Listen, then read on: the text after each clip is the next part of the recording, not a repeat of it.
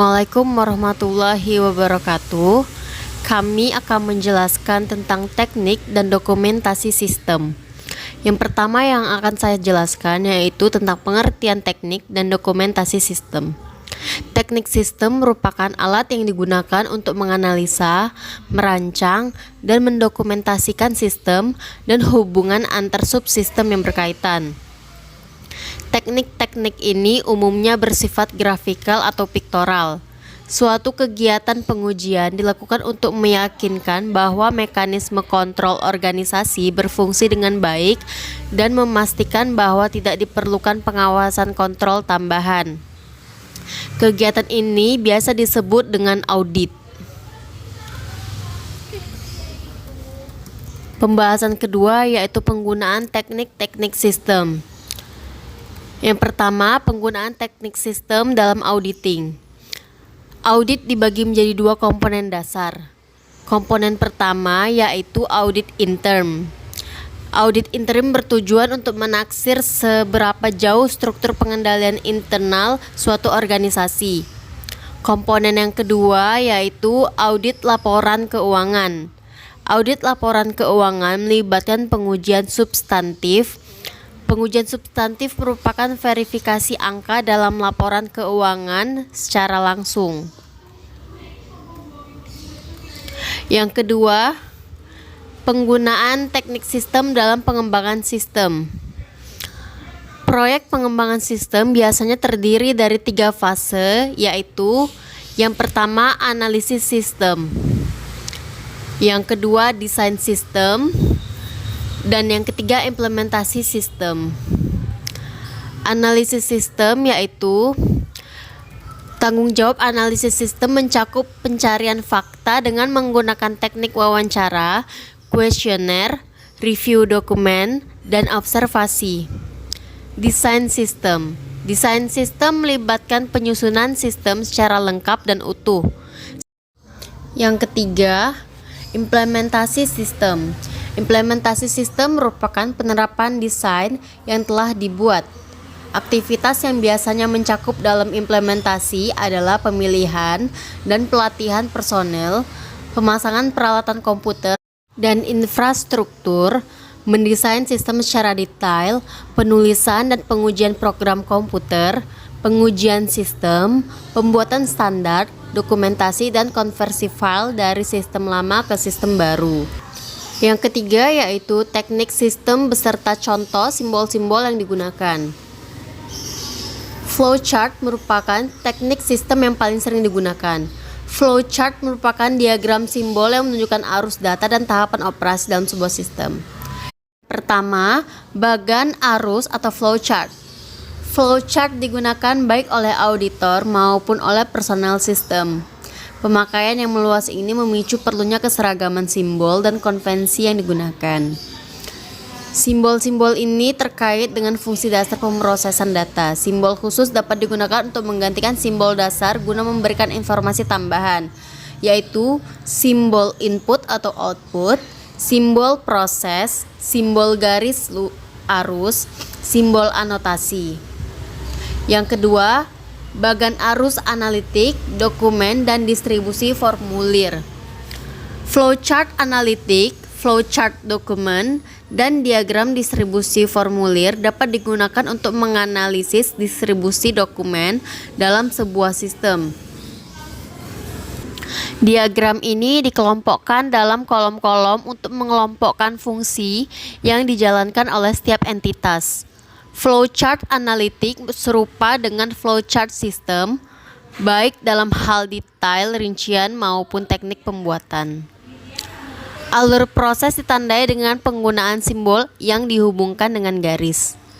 Flowchart dokumen serupa dengan format flowchart analitik, tetapi peran proses setiap entitas tidak disajikan secara detail.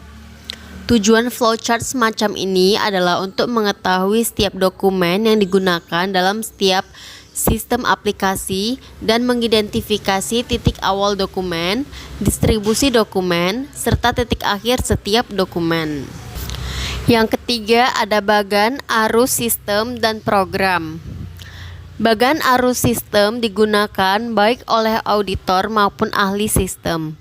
Bagan arus sistem mengidentifikasikan keseluruhan atau garis besar aliran operasi dalam sistem. Dalam bagan arus sistem, penekanannya adalah pada media dan fungsi pemrosesan, bukan pada fungsi pemrosesan yang rinci. Bagan arus program digunakan oleh staf atau ahli pengembangan sistem. Bagan arus program atau bagan arus blok menguraikan fungsi pemrosesan lebih rinci dibandingkan bagan arus sistem. Bagan arus sistem berhubungan dengan fase analisis dalam proyek sistem, sedangkan bagan arus program berkaitan dengan fase perancangan.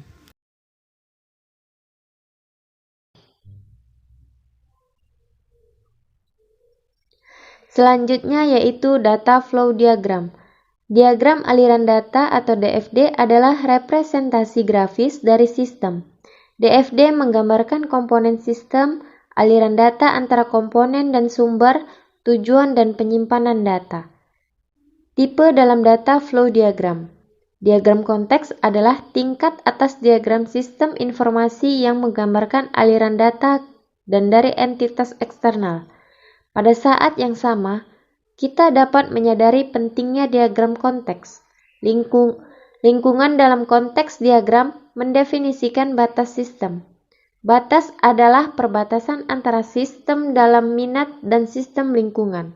Lingkungan terdiri dari semua yang mengelilingi sebuah sistem, sedangkan entitas dalam konteks diagram menunjukkan lingkungan relevan. Lingkungan yang relevan adalah bagian dari lingkungan yang mempengaruhi sistem dari minat seperti sistem didefinisikan. Sebagai contoh, hanya konsumen dan bank berada dalam lingkungan yang relevan. Bisa kita sertakan penyewa sebagai sumber pembayaran untuk penyewa.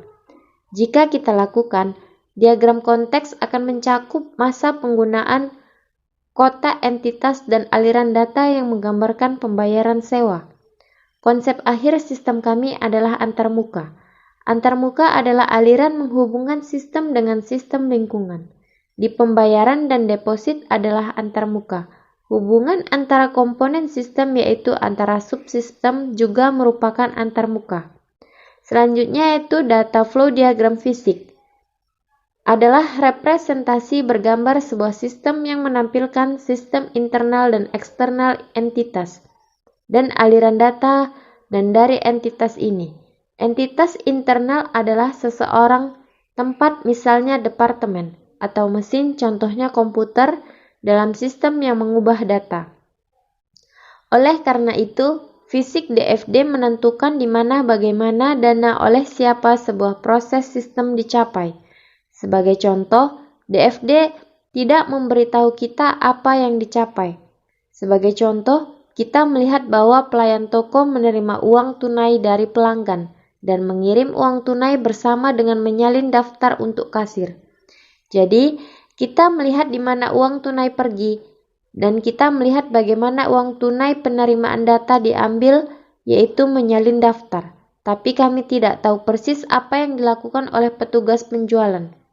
Perhatikan bahwa lingkaran fisik DFD dia beli dengan kata benda dan bahwa aliran data diberi label untuk menunjukkan bagaimana data ditransmisikan antara lingkaran.